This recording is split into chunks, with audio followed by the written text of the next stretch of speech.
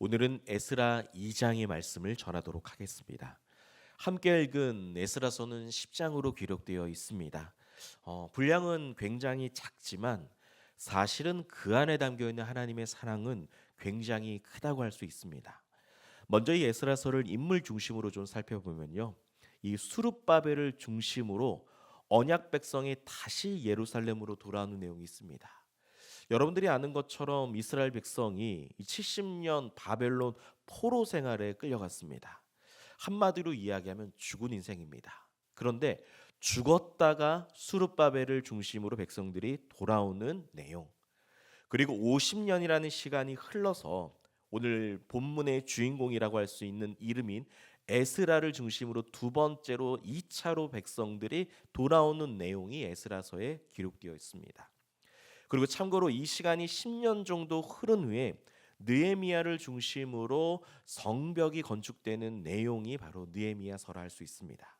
이처럼 수르바벨 그리고 에스라 그리고 느헤미야를 중심으로 하나님께서는 하나님의 백성들을 죽었다가 다시 살려주는 내용이라 할 수 있습니다. 이 에스라서를 한 번 더 살펴보면 사실은 하나님의 말씀대로 살아야 될 백성들입니다. 어떻게 보면 예수 그리스도를 잘 믿어야겠죠. 그런데 그렇게 살지 못하니까 하나님께서 심판을 한 겁니다. 그런데 너무나 감사한 게 우리 하나님은 단순히 항상 심판하신 후에 회복을 베풀어 주시는 하나님이신 줄 믿습니다. 여러분들이 그 사실을 기억해야 됩니다. 우리가 신앙생활할 때 때로는 잘못을 해서 하나님 앞에 심판을 받고 징계를 받을 수 있습니다. 그런데 하나님의 본심은 아닙니다. 하나님의 진짜 본심은 무엇이냐면 심판받은 주의 백성들이 다시 하나님 앞에 믿음으로 나아가는 것입니다. 그래서 이방 나라의 왕들의 마음까지도 움직이면서 하나님께서 백성들을 다시 살려주신 내용입니다. 에스라서 1, 2장은 이 언약 백성이 정말 기적적으로 돌아오는 장면이 기록되어 있고, 오늘 함께 읽은 오늘 에스라서 2장은 그 사람들의 명단이 기록되어 있습니다. 여러분들 이 명단은 정말 낯설고 읽기도 어려운 내용입니다. 그런데 기억해야 될 건 무엇이냐면 하나님께서 다시 살아온 백성들 한 사람 한 사람을 다 기억하신다는 거예요. 그러면 무엇이냐면 예수 그리스도를 믿어서 다시 죽었다가 살아난 저와 여러분들도 한 사람 한 사람 하나님께서 이름을 불러주신다는 겁니다.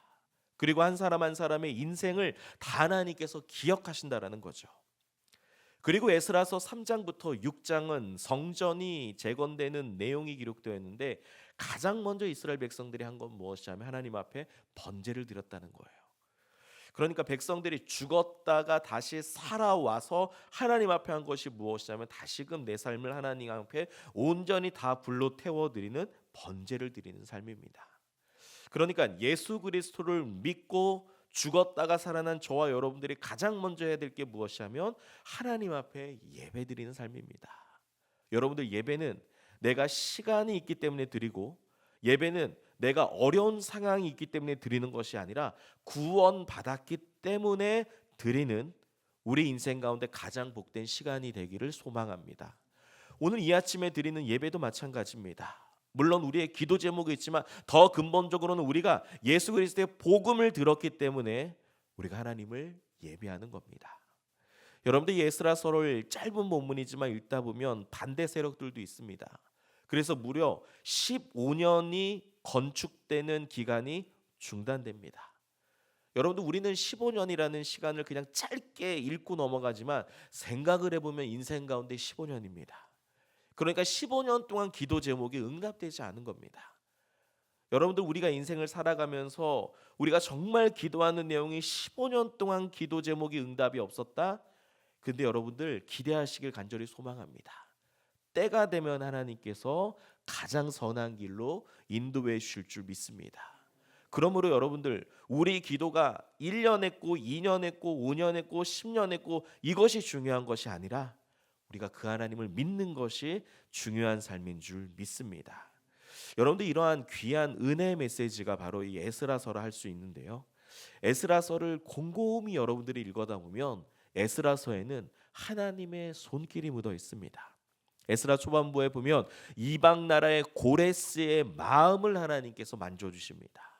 그리고 백성들의 마음도 만져주시고 아수르 왕의 마음도 아닥사스대 왕의 마음도 하나님이 일일이 다 만져주십니다. 그래서 에스라서 7장 9절에 가보면 하나님의 선한 손이 도와주셨다라고 명시적으로 고백하고 있습니다. 여러분들 오늘 이 내용을 통해 우리들이 묵상할 수 있는 내용은 딱 하나입니다. 신자는 하나님의 손으로 살아가는 존재들인 줄 믿습니다. 여러분들 우리는 우리의 능력으로 살아가는 존재들이 아닙니다. 에스라서를 보십시오. 위기 때마다 하나님의 손이 등장했고 어려울 때마다 하나님의 손으로 회복시켜 주셨습니다. 그렇다면 우리의 인생도 마찬가지죠. 우리가 알 수 없고 답답하고 기도 제목에 있는 모든 이 상황을 이길 수 있는 유일한 길은 하나님의 손이 임할 때, 하나님의 손의 손길이 능력 가운데 우리 삶에 임할 때 우리가 다시 회복될 줄 믿습니다. 이사야 41장 10절에 보니까 하나님의 의로운 오른손으로 우리를 붙들고 계신다. 시편 145편 16절 보니까 주의 손을 펴사 백성의 소원을 만족해 하신다. 시편 139편 10절에도 보니까 거기서도, 여기서 거기는 스올을 의미합니다. 스올에서도 주의 손이 나를 인도하신다.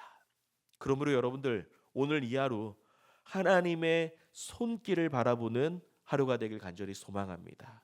우리들의 능력으로는 오늘 이 하루를 살아갈 수 없습니다. 하지만 하나님의 손길의 능력이 우리들의 삶에 움직일 때 오늘 우리의 삶이 하나님의 은혜 가운데로 임하게 될 줄 믿습니다. 오늘 이 하루도 그렇게 기도하는 복된 하루 되시길 간절히 소망합니다. 함께 기도하시겠습니다.